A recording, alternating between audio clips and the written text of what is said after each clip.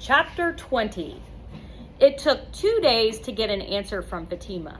After the meeting, I laid out the whole plan to her and explained the chance for grinders and miners to work together on a raid. Fatima had nodded and told me to go away. Elena and Pavel then badgered me to force her to answer, or we'd go on the raid without them. I stalled, until finally Fatima summoned me to hear her decision. Now I was standing in front of her, and she was clearly enjoying watching me squirm. I have met with my grinders, and we have decided. Fatima stood up, her legs wobbling. She rolled her shoulders, waved her arms, and shook her legs, wincing at each stiff muscle woke. I stood staring at her, waiting for her to finish. She just kept stretching her muscles. You decided what? Patience, she said. She swung her left arm onto her right shoulder and began pulling it forward, grimacing. You explained we are equal partners in this raid, right? I said. Patience. She grabbed her foot behind her back and pulled it up, sighing more than grimacing. Let me guess. You've decided to start a yoga group. She frowned at me, began shaking her arms and legs, then twisted her neck before giving out a long, satisfied sigh. Finally, she put her arms on her hips and stared straight into my eyes. We have decided that we will go with you on this raid. I smiled. Fatima poked my chest with her finger. But if even one miner leaves a grinder behind, no matter the reason, we will not just leave your camp, we will destroy it. Then we'll see who can survive the longest. I opened my mouth to protest, but then shut it and held out my hand. Deal. And I'm going in your digger, she said. I nodded. We didn't leave right away. Fatima said the grinders, especially Therese, needed a few more days to fully recover. Patience, rich boy, she kept repeating until we finally set out. Elena ended up with Julio. Mandeep offered to take Therese. Mandeep seemed skeptical that Therese was actually well enough to travel and wanted to keep an eye on her. The final grinder, Nazim, went with Pavel. I shuddered a bit as I imagined how silent that ride was going to be. Finn was going to stay back in the mines alone in his digger as a kind of backup in case he seemed disappointed. But I promised him I'd find more excitement later. Maria said she still wasn't ready to fight and offered to stay behind to watch Alec and Darcy. So, I'm out of this raid then? Jimmy asked. He looked a little relieved. Elena walked up and put a hand on his shoulder. We got a better job for you. You can be our lookout. Lookout? He gulped. Is that dangerous? Not unless you screw up, Pavel said. Elena growled at him, then turned back to Jimmy. It's easy. You need to dig just under the surface. Listen for any sign of a vehicle heading for the silo. We don't need to get caught red-handed in the middle of an operation. If it's all clear, tap 3 times. But if anyone starts heading toward the food, open your microphone and tap 5 times. Sounds good, Jimmy said, nodding and clearly relieved. He got in his digger and began cutting his way toward the surface. It took us about 20 minutes to arrive. It had taken Elena and me more than 30 the last time, but Fatima had mapped out a more direct route that didn't involve turning off the disruptors for tunnels. Jimmy tapped 3 times and we approached the silo. Elena led Pavel and Mandeep toward the hole she'd made. Fatima and I approached from the bottom. I was relieved to find that the crates Elena and I had moved were still blocking our holes. We were able to move quickly. The grinders expertly snuck through the holes and sent box after box of food supplies down to the waiting drivers below. In only 10 minutes, we had filled all 5 diggers. Fatima and I slid the crates back over the holes and we were off. The raid was also successful as a team-building exercise, which was what I had been hoping for. Once we got back to camp, each cockpit opened and a new conversation was added to the growing din. Pavel and Nazim were talking loudly about sports. Finn was leading Mandeep and Therese in a stirring rendition of 99 bottles of pop on the wall. Elena and Julio were less animated, but were chatting about which can of food they were going to open first. Everyone began unloading and stacking the food in the storeroom, chatting, laughing, and enjoying their shared success. Maria and Darcy even came over to help out.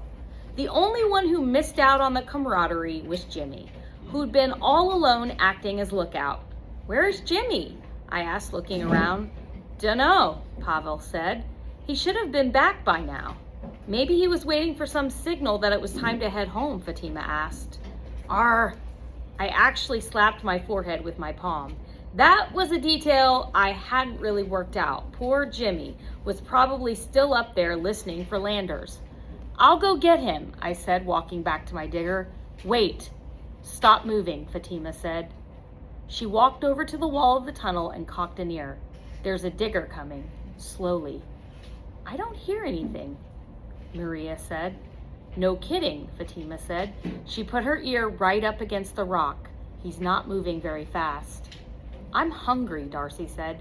"Me too," Finn said. "Fine," I said. "Okay, everyone go get ready for a feast. And rationing is officially canceled for the evening. I'll wait here for Jimmy." Nobody argued. I sat on the floor and pulled out my book, but I was too pumped to concentrate, so I put it in my backpack and waited. Jimmy's digger arrived a few minutes later, driving slowly down the tunnel floor. He pulled up outside the garage and I ran over. Jimmy's face stopped me cold. He looked bleary-eyed, like he'd just woken up from a deep sleep. He parked his digger and flipped open the cockpit. "Hey," I said. He didn't say anything, but he glared at me with a scowl. I tried to sound cheerful. The raid was a success. Everyone's having a big party down in the storeroom. Jimmy took a look down the tunnel, but his expression didn't change. "Yeah, whatever," Jimmy said. "You know what? I'm not feeling very well. I'm gonna sleep." I put my hand on his shoulder. "Everyone is having a good..." Jimmy slapped my hand away. "Just leave me alone." I took a step back. "Look, I'm sorry. I should have told you we were heading back. That's on me." "Whatever." Jimmy walked past me without another word and trudged to the darkness of the sleeping quarters. I felt like a total jerk. I was a little flustered as I made my way to the banquet, but the sounds of the party cheered me up. Everyone was sitting on the floor and on boxes, stuffing their faces with tuna fish, rolled grape leaves, and even sardines. "And we've even got dessert," Fatima yelled, holding up a crate filled with chips, chocolate bars, and pickles. Darcy and Finn seemed to particularly like combining them together and then making faces at Alec, who almost smiled. I took in the scene and gave a sigh of contentment. Maria walked up to me. "Jimmy, come back." "Yeah, but he's pissed at me big time. I'll go talk to him." "No, I think he wants to get some sleep. You stay and have fun. I'll talk to him in the morning." I saw Maria steal a look at Darcy, who was helping Finn make an ad hoc fondue using a flare and a can filled with chocolate bars. Maria's lips trembled. "Actually, I think I'm going to call it a night." She walked out. I sighed. 2 steps forward, 3 steps back, as my mom used to say. "Nice party," Fatima said, walking up and offering me some kind of hot dog and tomato sauce. I popped it into my mouth, but I had to choke it down. It was cold. "Next raid, we steal an oven," I said, gagging a bit. She shrugged, tipped the tin, and poured the rest of the sausages into her mouth, chewing them as she smiled. "So maybe we weren't family, but we're getting close," I said. "Sometimes you just have to dig a mile in another person's shoes and all that." "When times are good, it is easy to stay close," she said. I frowned. She poked me in the arm, "But I do think this raid has made some progress. Good work." I poked her back. "You too." I looked up. Elena was staring at us from across the room. She wasn't laughing.